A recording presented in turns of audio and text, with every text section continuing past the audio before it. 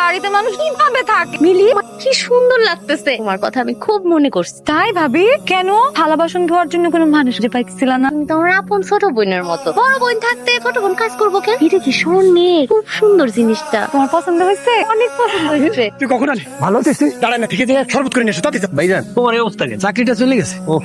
এটা তো এখন দিন আনতে দিন যায়, মাছ মাংস খাইতে সমস্যা হইতেছে না, চিন্তা করো না, আমি আছি না, আমি খাওয়া মনে একটা জন্মের খাওয়ান খাওয়াই দেবো। গরম তো মনে হয় জায়গায় ভালোই পড়ে, এসি মেসির ব্যবস্থা নাই। আমি এটা জানলে তো আমি এটা এসি ব্যবস্থা করতাম। তোমার তো চাকরি নেই, আমি একটা ব্যবস্থা করে দেবো, সমস্যা নেই। নাবিল শুনো না, আমার না অনেক খিদা পাইছে। এটা কি শরবত খাওয়ার সময়? আমি ভাত খাবো। শরবত ভাত ক্যান্সেল, ভাত হবে। এই শরবত ক্যান্সেল, ভাতের ব্যবস্থা করো তাড়াতাড়ি। আচ্ছা ঠিক আছে।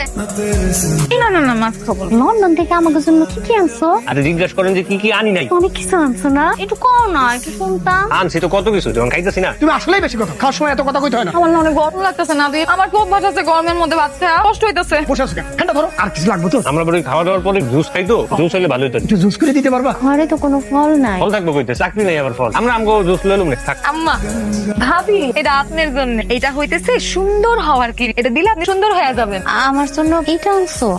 আর কি আনছো? তোর আব্বার লেগে কিছু আনছ না? আমার কিছু লাগবে না। চলে টাকা আনছি, 2 লাখ টাকা সেই জায়গায়। সবাই তো সবকিছু দিয়ে দিছি, আর কিছু নাই। সবাই খুশি তো? তুই ছোট ভাই যা দিছো এতে খুশি। ভাবি মনে হয় খুব একটা খুশি হয় না। তোমার এই যে ভাঙ্গা যে টিনের ঘরটা আছে, এটা ভাঙ্গালাম। এই ভাঙা ঘর ভাঙলে আমরা কই থাকবো? এই জায়গায় একটা দোতলা বিল্ডিং উঠাও। কেন দোতলা বিল্ডিং বানাবি? আমি না একটা জিনিস কোনোভাবেই বুঝতেছি, তো 4 বছর বিদেশ ছিল, তাতেই যেমন ভাবসাব, তাতে আমার মনে হইতেছে আলাদিনের চেরাগি পাইছে। আর ওর বউর অবস্থা দেখছো? সেই ভাব নিয়ে চলে। ভাইজান দাঁড়াও, ভাবি আঁচলের নিচে ওটা কি? কি কইতে যাইতেছস কি? বেদব। আব্বা আম্মা একটু বাইরে আসেন তো আপনারা। কি হইছে বাপ? বুঝছি, এখন আমারই দেখতে হইব।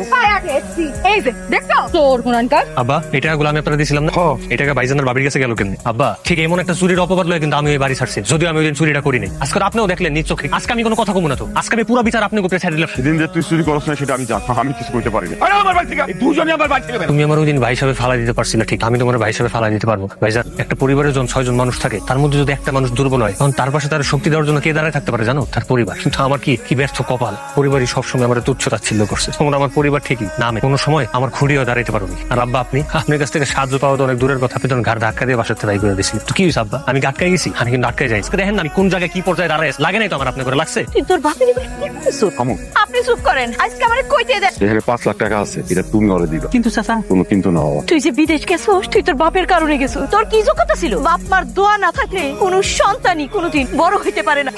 মাফ করে দাও, মাফ করে দাও।